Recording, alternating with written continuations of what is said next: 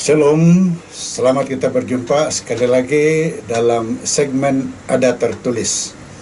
Hari ini saya ingin membahas satu isu yang pernah saya bahas sebelum ini, yang berkaitan dengan nama Allah, yaitu YHWH, Yahweh, Jehovah, dan kali ini saya tambah lagi satu istilah, yaitu Hashim.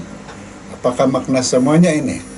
Sebelum itu, jika Anda pertama kali di sini dan bersama dengan saya, jangan lupa tekan like dan share serta subscribe pada channel ini, dan jangan lupa tekan lonceng notification agar Anda tidak terlepas untuk menonton video yang akan datang. Begitu juga Anda yang sudah berkali-kali menonton tetapi belum pernah subscribe, sila bantu channel ini dengan subscribe pada channel ini. Nah, mari kita teruskan. Apakah makna Hashim, H-A-S-H-I-M? Ini adalah bahasa Ibrani secara harfiah bernama the name, HSM, sering disingkatkan sebagai H, gelaran yang digunakan dalam agama Yahudi untuk merujuk kepada Tuhan. Hashim ialah istilah Ibrani yang bermaksud nama. Dalam agama Yahudi, nama Tuhan dianggap suci dan sering dilayan dengan penuh penghormatan. Penggunaan istilah Hashim mencerminkan sensitiviti agama dan budaya terhadap kekudusan nama Tuhan. Alkitab Ibrani atau Tanakh mengandungi tetragrammaton, yaitu nama 4 huruf Tuhan dalam bahasa Ibrani YHWH. Menurut tradisi Yahudi, sebutan sebenar nama ini tidak boleh diucapkan secara sembarangan atau sia-sia. Dalam usaha untuk mengelakkan sebarang penyalahgunaan nama Tuhan yang tidak disengajakan, orang Yahudi sering menggunakan penggantinya seperti Adonai atau the Lord, Tuhan, semasa membaca kitab suci atau semasa mereka berdoa. Nah, istilah Hashim berfungsi sebagai cara lain untuk merujuk kepada Tuhan tanpa menggunakan nama ilahi yang sebenarnya. Ia adalah cara yang hormat dan tidak langsung atau tidak direct menuju kepada Yang Maha Kuasa, mengiktirafkan kesucian yang dikaitkan dengan nama Tuhan yang sebenar. Amalan menggunakan gelaran atau pengganti nama ilahi berakar umbi pada perintah ketiga yang memperingatkan agar tidak menggunakan nama Tuhan dengan sia-sia. Dalam bentuk bertulis, Hashim boleh disingkatkan kepada H dalam bahasa istilah Ibrani, atau disebut He, dan ini sering dilihat dalam pelbagai teks dan tulisan. Konvensi ini merupakan langkah tambahan untuk menunjukkan rasa hormat kepada nama Tuhan, walaupun dalam komunikasi bertulis. Saudara sedang penonton yang dikasihi Tuhan, secara keseluruhan, penggunaan Hashim adalah manifestasi rasa hormat dan kagum yang mendalam yang dimiliki oleh ramai orang Yahudi terhadap kesucian nama Tuhan dalam tradisi keagamaan mereka. Soalan seterusnya, bagaimanakah YHWH, Yahuwah, dan Hashim itu berkaitan? Nah, tiga istilah ini, YHWH, Jehovah, atau Yahuwah, dan Hashim, semuanya berkaitan dengan nama Tuhan dalam agama Yahudi, tetapi ia digunakan dalam konteks yang berbeza dengan nuansa yang berbeza. Pertama, YHWH ini adalah tetragrammaton, yaitu nama 4 huruf Tuhan dalam bahasa Ibrani yang disebut Yod He Vah He.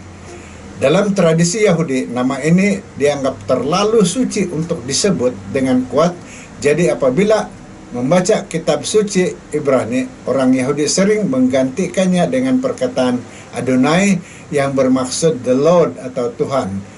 Ulama percaya bahwa sebutan asal YHWH mungkin seperti Yahweh, tetapi sebutan yang tepat tidak dapat dipastikan. Nah saudara, kedua, Jehovah atau Yahuwah ini adalah transliterasi tetragrammaton itu ke dalam aksara bahasa Inggris ia adalah percobaan untuk menggambarkan nama Tuhan menggunakan alfabet Inggris. Beberapa terjemahan Alkitab dalam bahasa Inggris, terutamanya yang lebih awal, menggunakan Jehovah sebagai terjemahan kepada Tetragrammaton YHWH itu. Jehovah ialah bentuk hibrid yang menggabungkan konsonan YHWH dengan vokal Adonai, yang merupakan konvensi yang dibangunkan untuk mengingatkan pembaca supaya menyebut Adonai apabila menemui nama ilahi itu di dalam kitab suci mereka. Ketiga, Hashim, istilah ini secara literal bermaksud the name atau nama dalam bahasa Ibrani.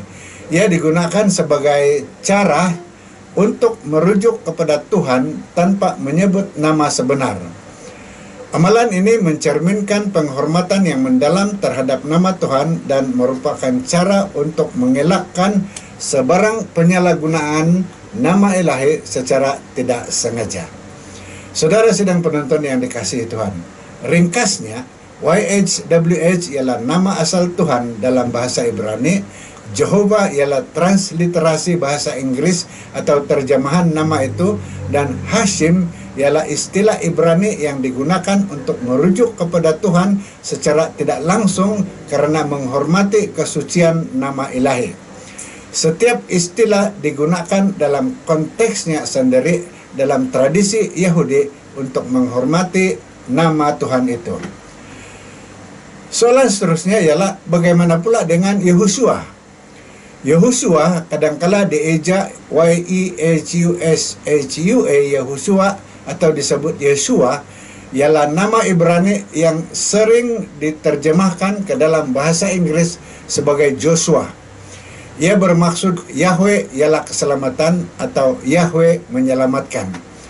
Dalam konteks Alkitab, Yehosua ialah nama beberapa individu, terutamanya Yosua, yaitu pengganti Musa yang memimpin orang Israel memasuki tanah perjanjian.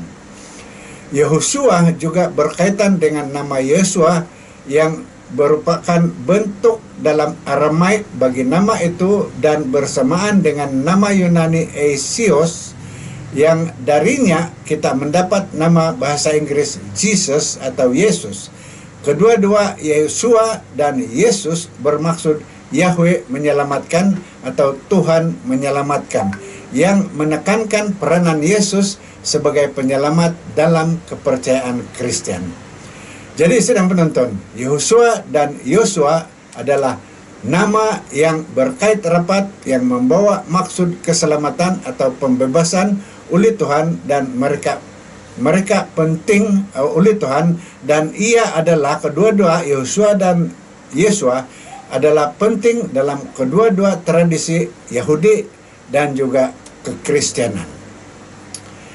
Jadi saudara sidang penonton yang dikasihi Tuhan, adakah orang Kristen wajib menggunakan Yosua untuk merujuk kepada Yesus? Tidak semestinya. Orang Kristen tidak semestinya diwajibkan menggunakan istilah Yehosua atau sebarang bentuk linguistik tertentu apabila merujuk kepada Yesus dalam agama Kristen. Yesus biasanya dirujuk dengan pelbagai nama dalam bahasa yang berbeza yang mencerminkan kepelbagaian komuniti kekristenan di seluruh dunia. Jadi nama Jesus atau Yesus ialah bentuk dalam bahasa Inggris dari nama Yunani Asios yang merupakan transliterasi nama Aramaik Yeshua atau Yehosua. Pilihan nama selalunya bergantung pada konteks bahasa dan budaya dalam komuniti Kristen tertentu. Saudara, walaupun sesetengah individu dan kumpulan boleh memilih untuk menggunakan bentuk Ibrani atau Aramaik asal nama Yesus atas sebab budaya atau teologi, ia bukanlah satu kewajiban dalam amalan Kristen secara arus perdana atau Kristen sejagat. Orang Kristen di seluruh dunia lazimnya menggunakan nama Jesus atau Yesus dalam ibadat, doa, dan perbincangan mereka tentang iman mereka. Saudara, Agama Kristen mempunyai kepelbagaian linguistik dan budaya yang kaya. Dan nama yang digunakan untuk Yesus mungkin berbeza-beza, merentasi pelbagai denominasi dan tradisi. Tumpuan penting bagi orang Kristen adalah pada pribadi, ajaran, dan kepentingan Yesus, dan bukannya pada bentuk linguistik khusus bagi namanya. Seterusnya soalan, berikan ayat-ayat Alkitab yang memberitahu kita cara memanggil nama Tuhan. Berikutnya ini saudara, saya berikan beberapa ayat Alkitab untuk memberikan kita panduan tentang cara memanggil nama Tuhan ketika kita memuji Dia atau berdoa kepadanya. Pertama, di dalam Mazmur 105 ayat 1 berkata, pujilah Tuhan, masyhurkanlah namanya, beritahukanlah di antara bangsa-bangsa apa yang dilakukannya. Juga dalam Mazmur 116 ayat 4 berkata, lalu aku berseru kepada nama Tuhan, Tuhan selamatkanlah aku. Mazmur 145 ayat 18 dan 19 pula berkata, Tuhan dekat kepada semua orang yang berseru kepadanya, kepada semua orang yang berseru kepadanya dengan kebenaran. Ia memenuhi keinginan orang-orang yang takut akan Dia. Dia mendengar seruan mereka yang menyelamatkan mereka. Nabi Joel di dalam Joel 2 ayat 32 dia berkata, dan setiap orang yang berseru kepada nama Tuhan akan diselamatkan, sebab di atas gunung Sion dan di Yerusalem akan ada keselamatan seperti yang telah difirmankan Tuhan, bahkan di antara orang-orang yang terselamat yang dipanggil Tuhan. Seterusnya kita lihat di dalam Kisah 2 ayat 21 yang memetik Yoel 2 ayat 32 ini, katanya, dan setiap orang yang berseru kepada nama Tuhan akan diselamatkan. Paulus di dalam Roma 10 ayat 13 berkata, sebab setiap orang yang berseru kepada nama Tuhan akan diselamatkan. Jadi saudara sedang penonton yang dikasihi Tuhan, ayat-ayat ini menggalakkan orang percaya untuk memanggil nama Tuhan dalam pujian, doa, dan masa-masa yang memerlukan, menyatakan kepercayaan dan pergantungan mereka kepada kuasa dan balas kasihan Tuhan. Soalan seterusnya, adakah Tuhan akan mendengar panggilan kita walaupun kita memanggilnya dalam bahasa apapun? Saudara, sememangnya ya, dalam apa bahasa sekalipun Tuhan mendengar doa semua orang tanpa mengira bahasa yang digunakan.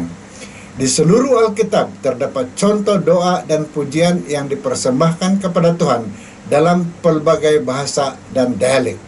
Tuhan tidak dibatasi, ingat, Tuhan tidak dibatasi oleh halangan bahasa manusia dan mampu memahami hati dan niat di sebalik doa kita dalam apa juga bahasa yang kita gunakan. Di dalam kitab Kisah Para Rasul sebagai contoh, Roh Kudus membolehkan para rasul bercakap dan berbicara, berkhotbah dalam bahasa yang berbeza, supaya orang dari kawasan yang berbeza, dari daerah yang berlainan dapat memahami Injil ini. Anda boleh baca ini di dalam Kisah pasal 2 ayat 1 hingga 12. Peristiwa ini yang dikenali sebagai Pentakosta menunjukkan keupayaan Tuhan untuk mengatasi perbezaan bahasa dan berkomunikasi dengan orang dari semua negara. Jadi tidak kira bahasa yang kita gunakan, apa bahasa yang kita gunakan, yang paling penting bagi Tuhan ialah keikhlasan dan kesetiaan hati kita apabila kita berseru kepadanya. Tuhan memperhatikan seruan umatnya dan menjawab mereka dengan kasih, rahmat, dan belas kasihan. Sekian untuk kali ini, semoga kita akan bertemu lagi di video di rancangan akan datang. Tuhan memberkati Anda. Mari kita berdoa. Bapa Surgawi, kami sudah tahu bahwa Engkau akan mendengar doa kami. Walau dalam apa bahasa sekalipun, kami akan menyebut nama-Mu. Dan untuk itu Tuhan, kami bersyukur dan memuji dan memuliakan hanya nama-Mu yang sentiasa mendengar doa kami. Dalam nama Yesus kami berdoa. Amin. Shalom, Tuhan memberkati Anda.